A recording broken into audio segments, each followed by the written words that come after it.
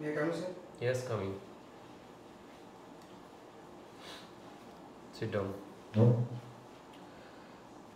আপনার পরিচয় দিন। আমার নাম অন্মেষ মণ্ডল।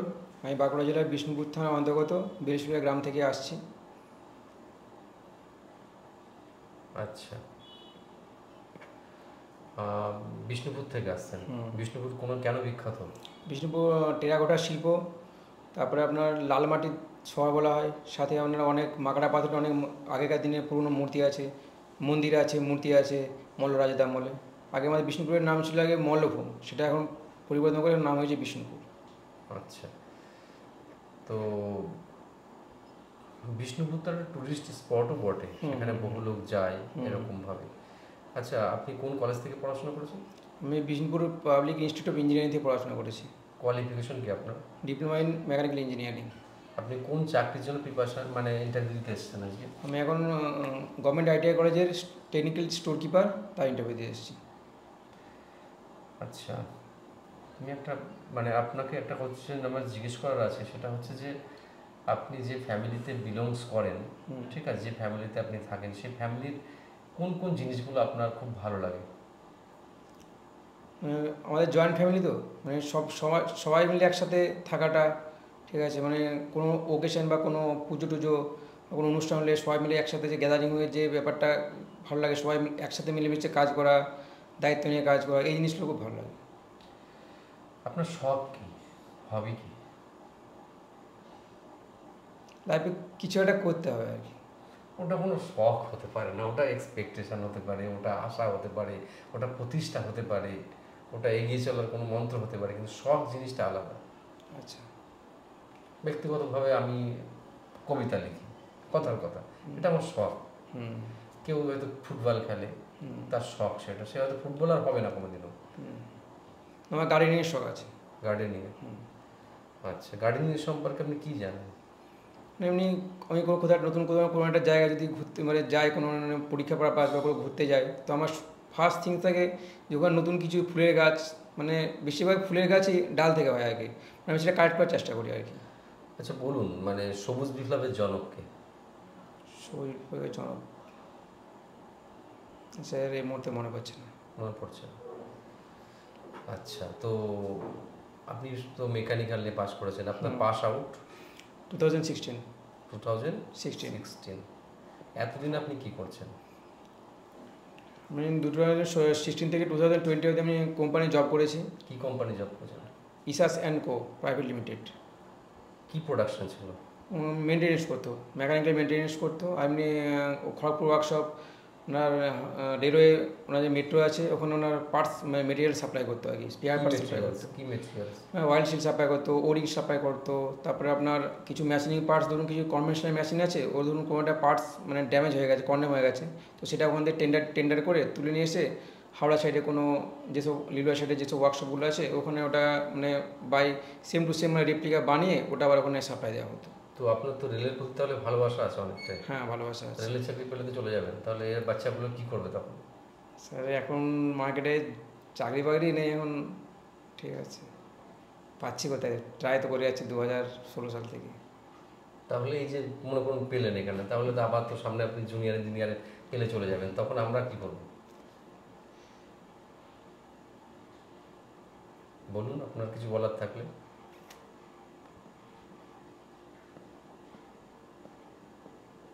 কি হলো তাহলে, বলুন কিছু। এমনি শিক্ষা মানে এটা একটা এডুকেশন লাইন, মানে টিচিং লাইনের মতো ব্যাপারটা আমার প্যারালাল লাগছে, তো এই লাইনটা আমার বেস্ট লাগে আর কি। আচ্ছা, ঠিক আছে, বুঝলাম। আপনার মেকানিক্যালে কোন সাবজেক্ট আপনার প্রিয় subject? Machine tools. Machine tools? আচ্ছা, কাটিং টুলস, মেশিন টুলস। বলুন তো 118 ডিগ্রি মানে কোন মানে টুলের, কাটিং টুলের একটা মানে মেজারমেন্ট? 118 এটা আপনার মিলিং মেশিনের ইয়ের মেজারমেন্ট। মিলিং মেশিনের গিয়ার কাটা হবে, মিলিং মেশিনের যখন গিয়ার কাটা হবে তখন যে টুলটা সেট করা হবে আরবারে, তার মেজারমেন্ট। আচ্ছা, লেদ বেড কি দিয়ে তৈরি হয়? কাস্ট আয়রন দিয়ে। Cast iron? কেন কাস্ট আয়রন? কাস্ট আয়রন হচ্ছে শক, মানে সেলফ শক অ্যাপ্রুভ করতে, মানে অ্যাবজর্ব করতে পারে, আর সাথে ওটা সেলফ লুব্রিকেটিং, ওতে কোনো লুব্রিকেন্ট লাগে না কাস্ট আয়রনে। আচ্ছা, বোরিং টুল বলতে কি বোঝায়?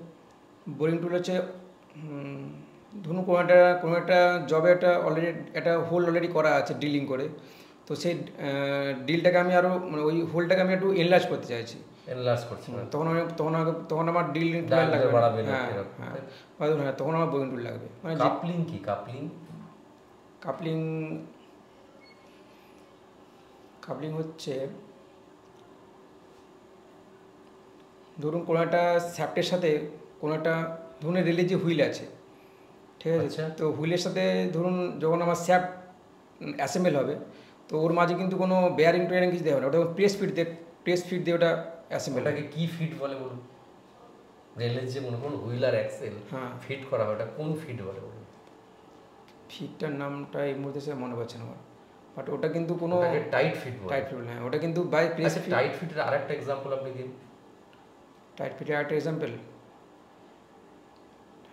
আপনি তো মেকানিক্যাল, কার্ট হুইল, গরুর গাড়ি, হ্যাঁ তাই তো? টাইট ফিট, হ্যাঁ।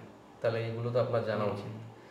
আচ্ছা, এই যে মানে আমরা যে কথা বলছি যেভাবে, তো টাইট ফিট বা ফিট এগুলো, আচ্ছা এবার আমরা আসি একটুখানি রেজিলেন্স কাকে বলে? রেজিলিয়েন্স হচ্ছে মানে total energy store in a body. কি বডি? ইলাস্টিক একটা, এটা total energy store in a elastic body. Okay, তো ইলাস্টিসিটি আর প্লাস্টিসিটির মধ্যে বেসিক ডিফারেন্সটা কি? বেসিক ডিফারেন্স এটাই মানে কোনোটা মেটেরিয়ালের মধ্যে ইলাস্টিসিটি প্রপার্টি থাকে, তাহলে ওই মেটেরিয়ালের উপর যদি আমি লোড অ্যাপ্লাই করি, লোডটা রিমুভ করার পরে ও কিন্তু আগের অবস্থায় ফিরে আসার একটা মানে টেন্ডেন্সি থাকে, কিন্তু প্লাস্টিসিটি মানে ওর উপর লোডটা অ্যাপ্লাই করলে ও আর আগের অবস্থায় ফিরে আসার চান্সেসটা থাকে না, কারণ ওটা প্লাস্টিক লিমিটে চলে যায়, তখন ওটা ডিফর্ম হয়ে যায়। ওটা difference between shear force and bending moment. Difference between shear force and bending moment,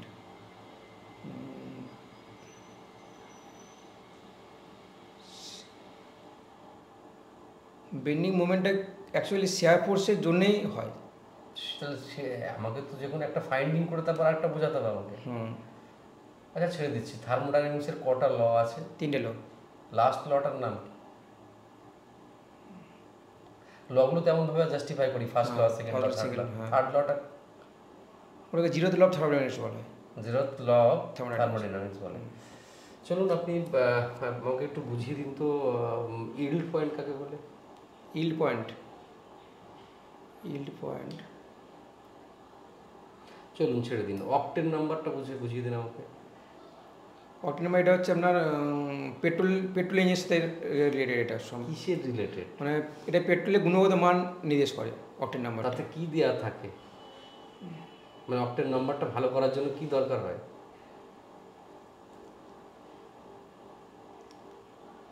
octane নাম্বারটা ভালো করার জন্য, আচ্ছা আসুন, মনে করুন আপনি পড়াচ্ছেন, মানে ল্যাব অ্যাসিস্ট্যান্টের কাজ করছেন, আপনি জানেন আপনার কাজ কি, কোনোদিন আপনার ঊর্ধ্বতন কর্তৃপক্ষ মানে স্যার আসলেন না, কিন্তু খুব এমার্জেন্সি, আপনাকে তুলে দিতে হবে কাজটা, সে মুহূর্তে আপনি কি স্টেপ নেবেন? মানে আমার যেটা কাজ, আপনার স্যার থাকবে তো, আপনি তো গাইড করবেন স্যারকে যে জিনিসপত্র টুলস এগুলো দিয়ে, তো মনে করুন সেদিন স্যারই এলেন না, তাহলে আপনাকে চালাতে হবে, কর্তৃপক্ষ বললো যে আপনাকেই করতে হবে কারণ আপনি একদিন রয়েছেন এখানে, তখন আমার সে সম্বন্ধে করণীয়টা কি? Lab assistant. দেখুন আমি ব্যাপারটা বোঝাই, ব্যাপারটা হচ্ছে একটা সিস্টেম তো বন্ধ হয়ে যেতে পারে না, না কোনোদিন না। রেলের চাকা বন্ধ হবে না 2-5 লোক না গেলে, যেমন তেমন স্কুল কলেজও বন্ধ হবে না, চালাতে আমাকে হবেই। তাহলে আপনার উপরে পুরো গুরু দায়িত্ব চলে এলো, আপনি কি করবেন? আপনি কি স্যারকে ফোন করবেন, ফোন করে ডিটেলস জেনে নেবেন, না আপনি বলবেন যে না এটা আমার কাজ নয় আমি করবো না, না আপনি বলবেন যে ঠিক আছে আমি দেখছি যতটা পারছি আমার লেভেল থেকে সেরা চেষ্টাটা করছি, আপনি কোন দিকটা বলবেন? আমি আপনাকে আরো সহজ করে বলে দিলাম। আমি সবসময় চেষ্টা করবো আমার স্যারটুকু দেওয়ার চেষ্টা করবো মুহূর্তে, কারণ সে ছুটি নিয়েছে, তার নিশ্চয়ই কোনো পার্সোনাল কাজ আছে বা সে কাজের দরকারই ছুটি নিয়েছে, আমি সেটা স্যারকে কোনোদিন ফোন করে জিজ্ঞেস করবো না, আর কাজ তো বন্ধ করা যাবে না, আমাকে সেটার মধ্যে আমার নিজের মতো করে ক্লাসটা আমাকে ম্যানেজ করে চালাতে হবে। আচ্ছা, আপনাকে কেন আমরা এই পোস্টে সিলেকশন করবো? স্যার এখন টেকনিক্যাল স্টোর কিপার এই জন্যই গভর্নমেন্ট চাইছে, যাতে গভর্নমেন্টের স্টোরে যেসব জিনিসপত্র আছে মানে সবই মানে রেজিস্টার রেকর্ডেড, মানে গভর্নমেন্টের চাইছে ডিজিটালাইজেশনের জন্য, তো ধরুন আমরা এখন মোটামুটি কম্পিউটারের নলেজ আছে, ঠিক আছে, এই লেজার বলুন যেসব এন্ট্রিগুলো হয় আর কি যে রেজিস্টারে, সেগুলো ট্রাই না আমরা আমাদের জেনারেশনে ট্রাই করবো ওটা আমরা বাই কম্পিউটারাইজ করার জন্য আর কি, ডিজিটালি করার চেষ্টা করবো। ঠিক আছে, আপনি আসুন। ঠিক আছে, থ্যাংক ইউ। আচ্ছা, এসো এসো এসো। এবার তোমাকে একটু আমরা আলোচনা করি আমাদের কোথায় কি ফল্ট আছে কি ব্যাপার। অসুবিধা নেই তো? না না না, দেখো তুমি সবই ঠিক আছে, কিছু কিছু জায়গায় ওভার কনফিডেন্স লেগেছে, কিছু কিছু জায়গায় জিরো কনফিডেন্স লেগেছে। হ্যাঁ, প্রথমত আমি শক খেয়েছি ইন্ট্রো। ইন্ট্রো, আচ্ছা আচ্ছা, ইন্ট্রো একদমই তোমার হয়নি। আচ্ছা আচ্ছা, হ্যাঁ, ওই ইন্ট্রো দিয়ে আমি সবাইকে একটা জিনিস বোঝাই যে ইন্ট্রো হবে সেরা। হ্যাঁ, কারণ ইন্ট্রো দেখে তোমাকে সকালের শুরু দেখে বোঝা যাবে যে আজকে রোদ হবে কি না হবে। হবে না, হ্যাঁ, ওইটাকে আমি আগের ক্যান্ডিডেটদের বলেছি, ওটাকে দুরন্তভাবে প্রিপেয়ার করতে হবে, মানে আয়নার সামনে দাঁড়িয়ে বা ফাঁকা রাস্তায় দাঁড়িয়ে নিজেকে স্মার্টলি ডিলস কীভাবে করতে হবে, নিজের মুভমেন্টটা, বসা, চলা, কথা, একটা হাইলি অ্যাপ্রিসিয়েশন নিয়ে আসতে হবে নিজের মধ্যে যে আমি ঠিক বলছি। এরকম দুটো লাইন বলে থেমে যাচ্ছ তুমি, কোন কলেজে, আমি যখন সেটা ফিল করলাম আমাকে জিজ্ঞেস করতে হচ্ছে কোন কলেজে পড়েছো, দায়িত্ব কার, রেসপন্সিবিলিটি। আমি বারবার কোশ্চেন করে করে তোমাকে, আমার তো অন্য স্টুডেন্টদের ইন্টারভিউ নেওয়ার থাকবে, তাহলে আমি এত তোমাকে কেন টাইম দেবো? ঠিক আছে, আমি তোমাকে থামাবো, বরং তোমাকে বলে বলে কেন হবির ব্যাপারটা একদমই ভালো বলতে পারো না না না, ওটা প্রিপেয়ার ছিলাম না। যখন টিচার বুঝে যাবে তো হবির ডিফারেন্সই জানে না, তখন কি করবে? নট বলে ব্যাপার চলে আসে। আশা করি এই ইন্টারভিউয়ের পরে, সেশনটার পরে তোমার অনেক উপকারে লাগবে। হ্যাঁ, এবার দেখা যাচ্ছে যে তুমি গার্ডেনিংটা হবির মধ্যে পড়ে তো নাকি স্যার? হ্যাঁ, অবশ্যই হবির মধ্যে পড়ে, কিন্তু গার্ডেনিং যখন বলছো সবুজ বিপ্লবটা তোমার জানা দরকার, কারণ কৃষিক্ষেত্র সম্পর্কে জানার দরকার। তোমাকে জানতে পারবে যে, চলো এমনও বলতে পারে যে কোন কোন ফসল কোথায় হয়, বা কোন গার্ডেন ফুলের চাষকে কি বলে, সেই কালচারটাকে কি বলে। ঠিক আছে, গার্ডেনিংটাকে আলাদা মাত্রা কেন দেওয়া হচ্ছে, অর্নামেন্টাল গার্ডেনিং কোনগুলোকে বলা হয়, গার্ডেনিংয়ের টাইপ কত রকমের, আর গার্ডেনিংয়ের মানে কোথায় করা যায়, কিভাবে, এইসব বিস্তারিত তোমাকে জেনে আসতে হবে। ঠিক আছে, আচ্ছা। আর সবসময় কম করে জিনিসটাকে বলা, এটাকে বললে চলবে না, মানে এটাকে এলাবোরেটলি সুন্দর করে সাজাতে হবে। থামাতে হলে স্যার তোমাকে থামাতে হবে, স্মার্টলি বলতে হবে। ঠিক আছে, আর এই যে চাকরি অন্য জায়গায় পেলে চলে যাবো, এই কোশ্চেনটা আমার আপনাকে করা উচিত ছিল আগে। তো খুবই বাজে বলা হয়েছে। হ্যাঁ, ওটা আমার আগে একটা অর্গানাইজার, হ্যাঁ, আজকে তপবন স্টাডি সেন্টারেও যদি আমরা কাউকে রিক্রুটমেন্ট করি, সে দুদিন পরে চলে যাবে, সেই জন্য তাকে তো শিখিয়ে টিকিয়ে বড় করতে হবে। তো সে চলে গেলে জায়গাটা ফাঁকা হয়ে যাবে, সঙ্গে সঙ্গে তো একটা ওরকম লোক পাওয়া যাবে না। তো সেই জন্য বলতে হবে এখানে যে, স্যার আমি এই পোস্টে চাকরি করব ভেবেই কিন্তু এটা আমি করেছি। রেলকে কে না ভালোবাসে স্যার? রেল আপনার বাড়ি আমার বাড়ি পাশ দিয়ে, সবার বাড়ি পাশ দিয়ে রেল যায়, গেছে, তো রেলের প্রতি এটা একটা ভালোবাসা থাকবে। তাই বলে সবাই রেলে চাকরি করবে এটা তো হতে পারে না। আমি তো একটা অর্গানাইজেশনে ঢুকবো, সেখানে স্টোর কিপিং বা আরও অনেক রকমের শেখার ব্যাপার আছে। তাছাড়া এখানে স্যালারিটাও হ্যান্ডসাম, আর সব মিলিয়ে নিজেকে মেলে ধরার বড় জায়গা। এত বড় জায়গা আমি কোথায় পাবো স্যার? তো এই ভালো লাগা, কোর সাবজেক্টে ঢুকে যাওয়া, এগুলো আমার কাজে কিন্তু স্যার পরম পাওনা। তাই আরও একটা কথা আপনাকে জানিয়ে রাখি স্যার, কেননা আপনি যদি বলেন যে অন্য চাকরি চলে যাব, দেখুন অনেক কষ্ট করার পরে এই চাকরিগুলো পাস করছি, তারপরে অন্য চাকরি পেতে গেলে তো আমাকে ফর্ম ফিল আপ করতে হবে, সেখানে পরীক্ষা দিয়ে যেতে হবে, তাহলে তো আমার এই দিকটাকে মানে ডিনাই করতে হবে। তো আমি যখন এই কাজটাকে ভালোবেসে করতে চাই, তখন অন্যদিকে প্রশ্নই নেই স্যার। বুঝেছো? এরকম ভাবে কথা বলতে হবে। ক্লিয়ার হয়েছে? আচ্ছা, টেকনিক্যালটা আর একটুখানি ভালো করতে হবে। পারো, নলেজ আছে, ভাষা, কিন্তু ওটাকে ডেপথনেস। আমি একটা কথা প্রায় বলি যে, দেখো আমি যদি না বুঝি একটা জিনিসকে, আমি তো লোককে বোঝাতে পারবো না। তাই আমার ক্লিয়ারেন্স বাড়াতে হবে। বুঝেছো ব্যাপারটা? আচ্ছা, এই যে আমি যদি বস না আসে তাহলে ফোন করে করবো না কেন, ওরমই নয়, আমি তাকে ভালো মন্দ জিজ্ঞেস তো করতে পারি প্রথমে, স্যার আপনার কিছু ঠিক অসব ঠিক আছে কিনা। যদি স্যারের পজিশন ভালো থাকে তাহলে স্যার জিজ্ঞেস করে, স্যার আপনি একটু হেল্প করলে আজকে কিন্তু আমি কলেজটা চালাতে পারবো, বা আমি স্টোরের সব মালপত্র সব ঠিকঠাক করে ডিস্ট্রিবিউট করতে পারবো, বা কোন মিটিংয়ে আমি অংশগ্রহণ করতে পারবো, আপনার একটু সাহায্য চাই, তখন বস তোমাকে সাহায্য করবে। আর তার শরীর খারাপ হলে তো তার প্রশ্নই নেই।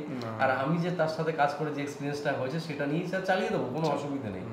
খারাপ হতে হলে আমি শিক্ষা নেবো তার থেকে, ঠিক আছে, কিন্তু আমি সাহস রাখি, পারবো, এরকম ব্যাপার আর কি। ঠিক আছে, মানে আমি ওনার সাথে আমি মানে কথাবার্তা বলে আমি কাজটা এটা ম্যানেজ করবো। হ্যাঁ, আচ্ছা আচ্ছা, ঠিক আছে। আর নিজেকে উপযুক্ত করব। উপযুক্ত কেন, আমি লাস্টে যে কোশ্চেনটা বললাম যে এই সংস্থায় তোমাকে কেন নেবো আমরা, এর উত্তর হবে যে, স্যার আমি তো মনে করি এই সংস্থায় কাজ করার জন্য আমি উপযুক্ত, এবং পরীক্ষায় পাস করে একটা স্টেপে এগিয়েছি। এরপরে বাকি দায়িত্ব স্যার আপনাদের, কারণ আপনারা যদি মনে করেন যে আমি সঠিক উপযোগী আপনার তবে আপনার এই কাজের দায়িত্ব নেবার, তবে আমি এখানে তাহলে তো স্যার আপনি আমাকে অবশ্যই এই পদে আসীন করাবেন। ঠিক আছে, এর থেকে ভালো উত্তর আর কি হয় বলো? বোঝা গেল? এই ইন্টারভিউতে কাজে লাগবে তো? হ্যাঁ স্যার, কিন্তু ইন্ট্রোটা স্যার কি করি, ইন্ট্রোটা কিভাবে বলবো সেটা একটু গাইড করে হলো, ওরাও বলছিল আর কি। হ্যাঁ, ইন্ট্রোটা যেটা হচ্ছে তোমার নাম তোমাকে বলতে হবে, নাম, তোমার কোন বাড়ি কোথায়, তোমার মানে কোন কলেজ থেকে পাস করেছো তোমাকে বলতে হবে বেশি বেশি। যখন সাথে কি পার্সেন্টেজ দরকার নেই, আচ্ছা আচ্ছা, যখন ওনারা তোমাকে থামতে বলবে তখন তুমি থেমে যাবে। আচ্ছা আচ্ছা, বুঝেছো? বা তুমি একটা ইনিশিয়াল তুমি বুঝবে ওদের দিকে তাকিয়ে যে আমার কথা বলা ওরা অ্যাকসেপ্ট করছে কিনা স্যাররা, আচ্ছা আচ্ছা, তখন থেমে যাবে। তার সাথে হবিটা তোমাকে জুড়ে দিতে হবে। ওকে, বেস্ট অফ লাক। আপনার ভালো হয়েছে, পাস করে যাবে, মন দিয়ে পরীক্ষা দেবে। ঠিক আছে, ওকে।